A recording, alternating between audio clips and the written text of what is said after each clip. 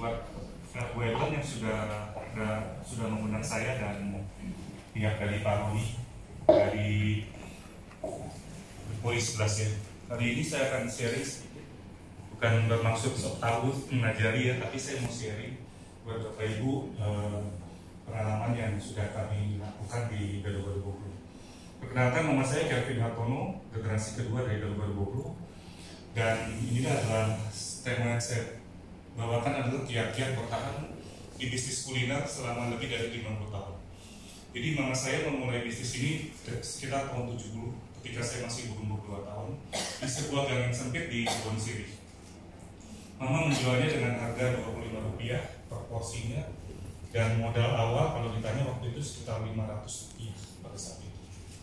Jadi bisa dibayangkan Rp500 pada saat ini kita bisa nggak beli apa-apa. Ya, dan next bisa.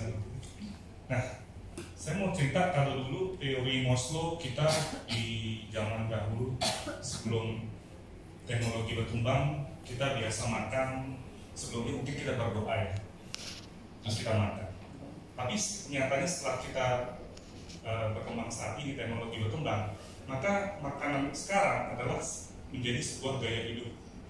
Kita udah enggak, mungkin ada yang berdoa tapi mungkin lupa. Tapi yang tidak pernah kita lupakan adalah kita harus foto dulu produknya dan kita share. Itu menjadi sebuah pengalaman yang bisa kita bagikan ke teman-teman.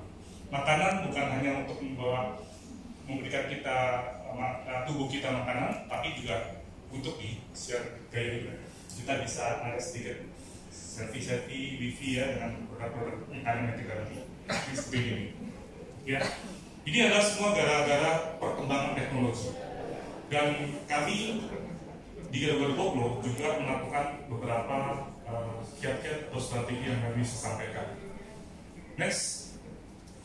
Nah, ini saya mau share sedikit strateginya. Lanjut next lagi.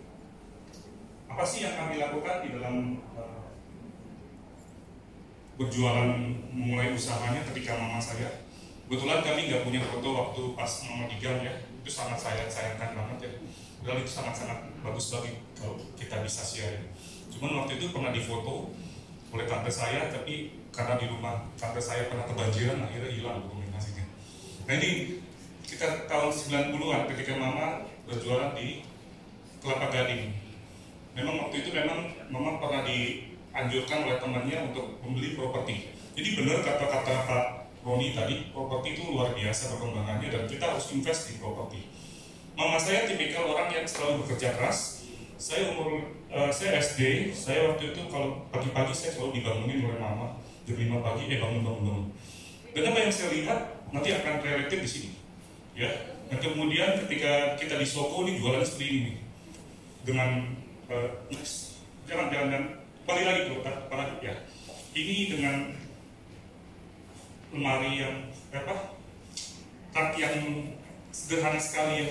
Ini jualan asinan, ini kerupuknya, ini disogok kita berjualan di sini dan sangat-sangat bergairah ya kalau mengikuti perkembangannya. Next.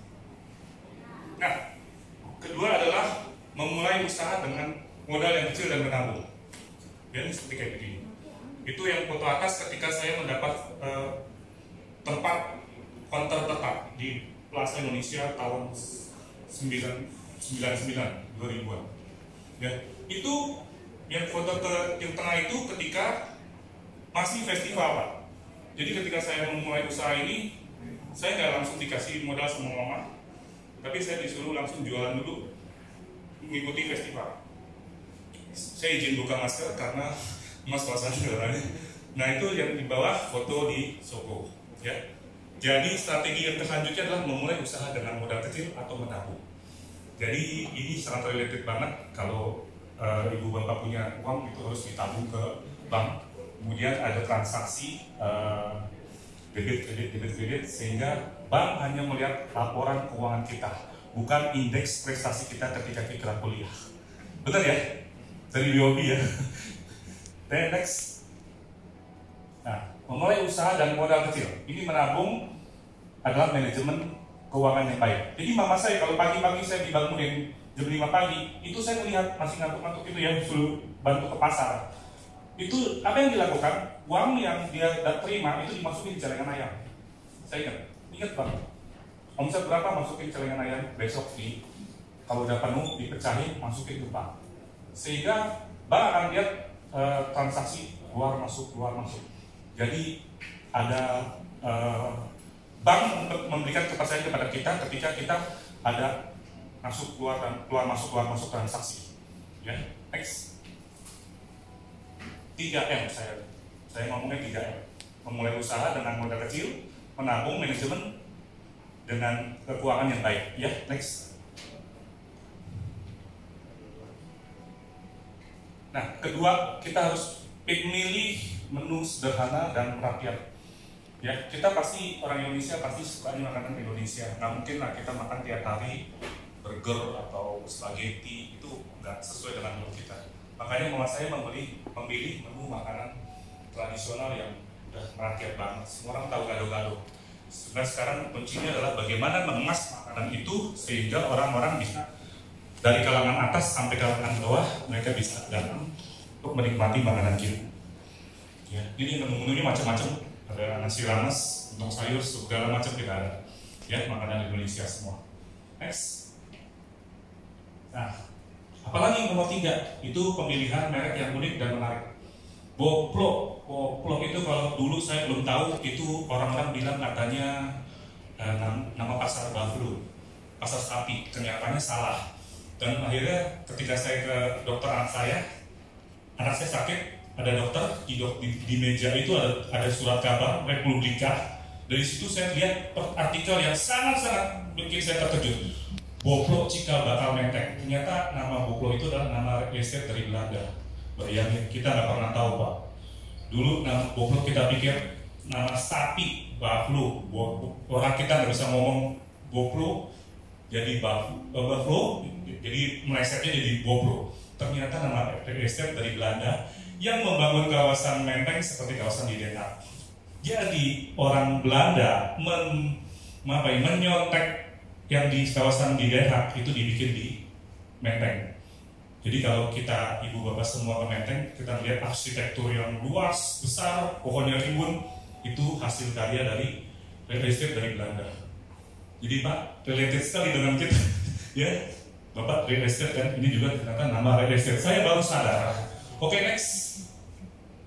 Keempat, bekerja sama dengan pihak lain. Saya suka bekerja sama dengan macam-macam pihak. Dari supermarket hari-hari, Sogo supermarket, ikutan lomba ngulek tahun 94 itu ketika saya masih muda. Ini mama saya setelah ngulek, dia lapor, dia pergi, akhirnya saya yang mewakilkan. Saya satu-satunya pria yang menerima hadiah. Jadi kayak begini. Nah, kalau Bapak Ibu lihat nomor sebelah Ibu Menteri ini yang baju merah, ini istrinya Aspuni, pelawak stimulat ya, yang muda. Ini dia. Ini jadi juara kedua, mama saya juara pertama. Next, membuat dapur sentral. Tips nomor 5 adalah kita harus membuat dapur sentral ketika kita sudah memiliki 3 cabang atau lebih. Ya, jadi di situ dari dapur sentral itu bahan baku, bahan makanannya itu semua didistribusikan ke cabang-cabang kita. Next. Nah, nomor 6 adalah melakukan standarisasi produk dan makanan untuk menjaga kualitas. Gimana caranya? Kita harus bikin SOP. Jadi semua harus ada SOP-nya. Membuat gado-gado harus pakai bumbu seperti apa, berapa banyak airnya, itu ya. Sekuensinya termasuk kita harus jelaskan di situ supaya kru dan karyawan kita mengerti. Ya. Saya akan percepat ya supaya teman-teman juga bisa menyimak. Saya dikasih waktu cuma 10 menit, jadi saya harus berlari lebih cepat. Next, nomor 7 adalah penempatan SDM yang tepat dan berkualitas. Berikan training dan motivasi pada karyawan. Ya kayak gini saya senang banget untuk bisa hadir seperti ini, bisa sharing-sharing, buka wawasan lagi, menambah network lagi. Jadi memang Ya memang saya orangnya hobi sharing, sampai saya sekarang buka channel YouTube saya, Kelvin Atomo Official, itu khusus untuk membantu UMKM di dalam memasarkan produk mereka. COVID sangat makasih Pak Roni. COVID sangat-sangat memukul UMKM kita. Saya sedih banget ketika teman saya yang saya buatkan videonya, dia jualan gudeg pawon Pak. Ketika COVID dia tidak bisa bertahan dan akhirnya dia keluar masuk kerja lagi. Bukan jadi pengusaha tapi bekerja lagi. Saya nggak merendahkan level kerja ya. Tapi kemarin saya juga kesian banget, terunyuh banget. Ternyata paru-parunya sudah dipotong sedikit karena suaminya seorang perokok aktif. Dia menjadi istrinya menjadi pasif smoker dan terkena dampaknya, dan paru-parunya dia harus dipotong. Dan keadaan sekarang ini yang membuat saya drone ya, dan UKM itu saya benar-benar mau bantuin, benar-benar saya buatkan videonya, saya bantu mereka untuk berpromosi. Saya buka WA group untuk membantu mempromosikan teman-teman kita yang sedang berbisnis UKM. Karena kalau kita punya sebuah keterampilan yang sudah dikasih sama Tuhan, atau kelebihan, atau sebuah privilege yang Tuhan udah kasih ke kita, terus kita diem-diem aja, saya rasanya kok nggak enak ya, kok bisa gitu. Jadi saya ingin banget jadi orang yang bisa bermanfaat buat teman-teman UKM.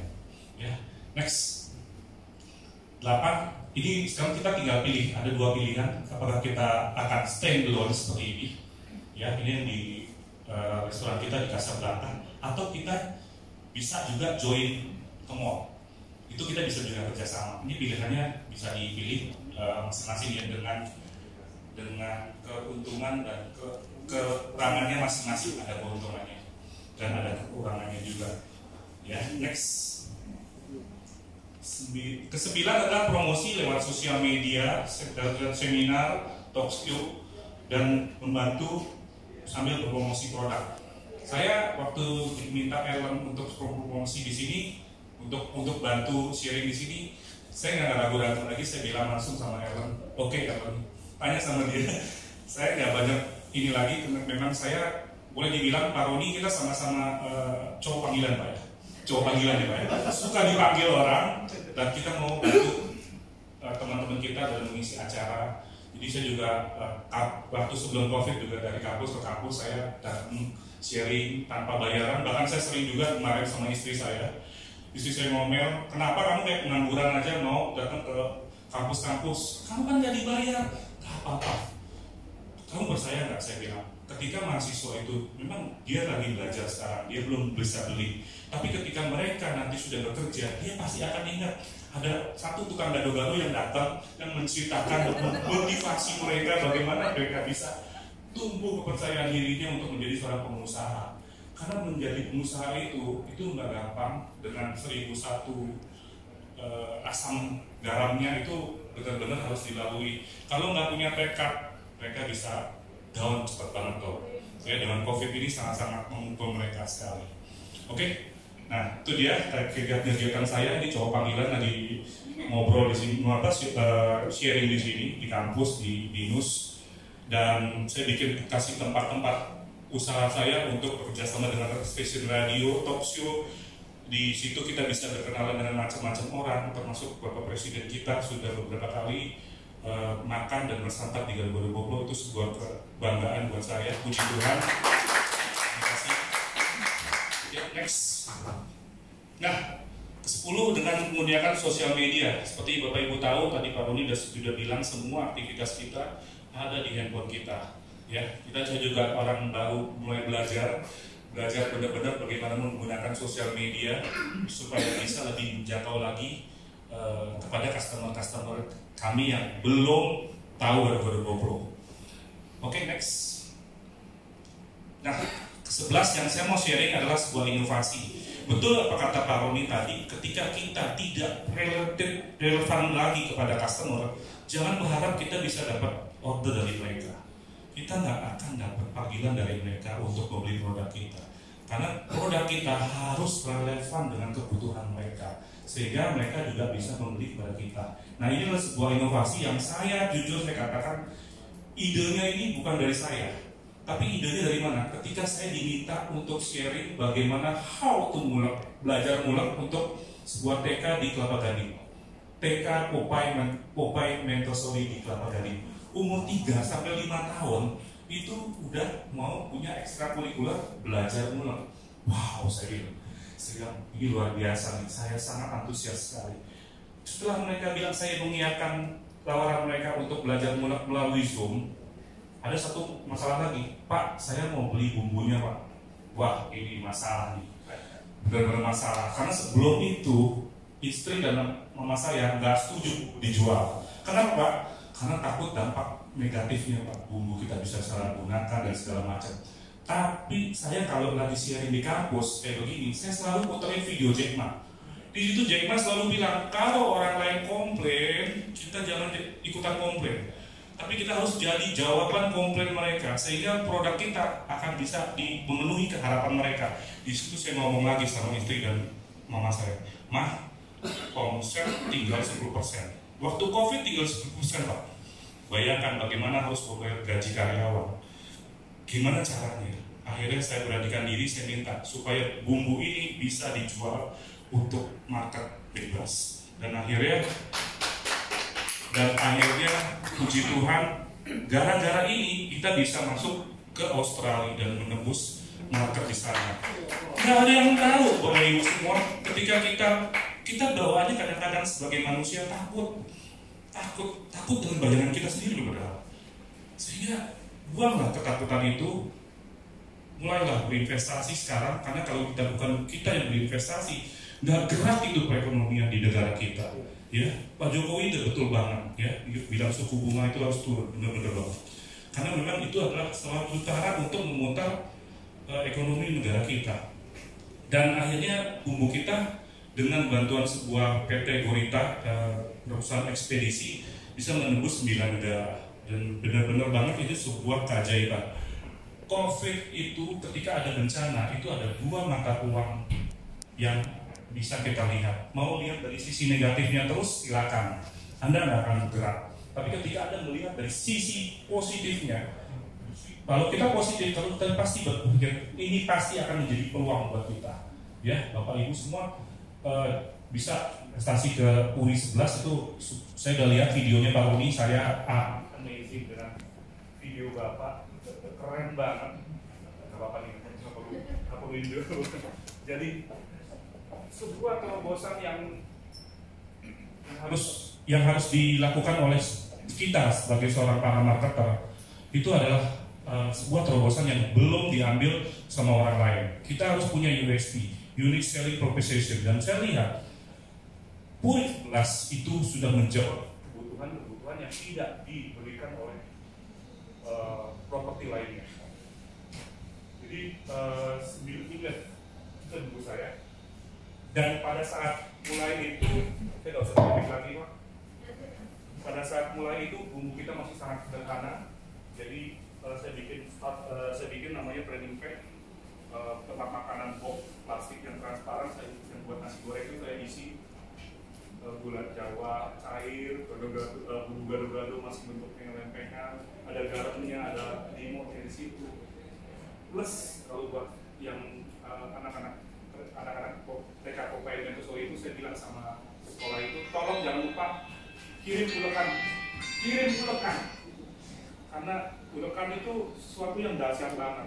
Saya pernah bicara dengan Pak Mr. Magnus, Pak Bondan Winarno, itu apa sih kehebatan dari batu ketemu batu? Ulekan itu kan batu ketemu batu. Di situ terjadi paduan antara bumbu gado-gado dengan yang lain-lainnya sehingga membuat sebuah cita rasa yang nikmat. Jadi tolong jangan lupa ulekan itu dikirim ke rumah masing-masing murid-murid ya. Jadi ulekan kayu, Pak. Ulekan kayu disebar dari sekolah masing-masing ke rumah anak-anak. Dan pihak sekolah membuat video yang saya amazing banget. Anak-anak TK 3-5 tahun mulek. Mereka ada yang mulek di ruang tamunya, ada yang mulek di kamar tidurnya, dan dibantu baby sister, ada yang dibantu ibu mami papinya.